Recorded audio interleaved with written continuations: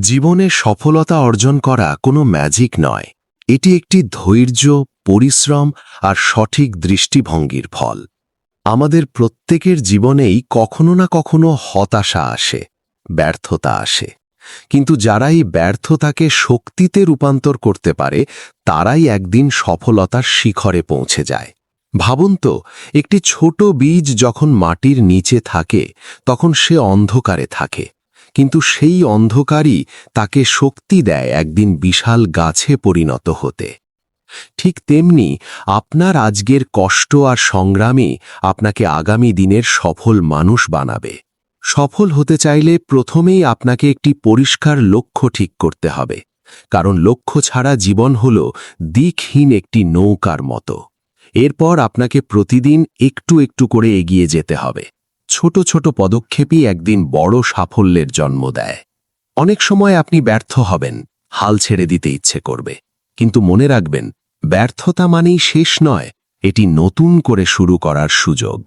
যারা আজ সফল তারা কেউই একদিনে সফল হয়নি।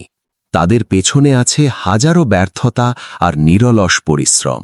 নিজের ওপর বিশ্বাস রাখুন, কারণ আপনি যদি নিজেই নিজের ওপর বিশ্বাস না রাখেন তাহলে অন্য কেউ রাখবে না। সময়কে সঠিকভাবে ব্যবহার করা খুবই গুরুত্বপূর্ণ।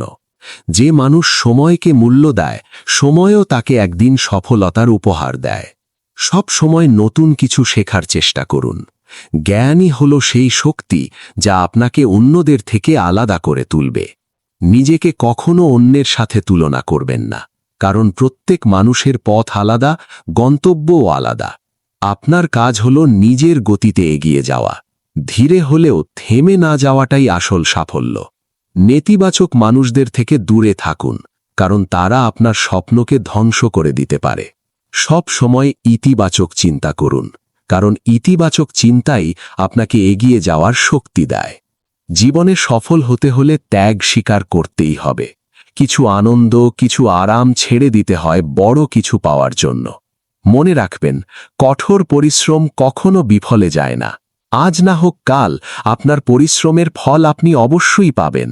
আপনার স্বপ্নকে বড় রাখুন, কারণ ছোট স্বপ্ন মানুষকে বড় হতে শেখায় না। সব শেষে কখনো হাল ছেড়ে দেবেন না, কারণ আপনি হয়তো আপনার সফলতার খুব কাছেই আছেন, শুধু আরেকটু ধৈর্য দরকার। তাই আজ থেকেই শুরু করুন, নিজের ওপর বিশ্বাস রাখুন, কঠোর পরিশ্রম করুন, আর দেখুন কিভাবে আপনার জীবন বদলে যায়।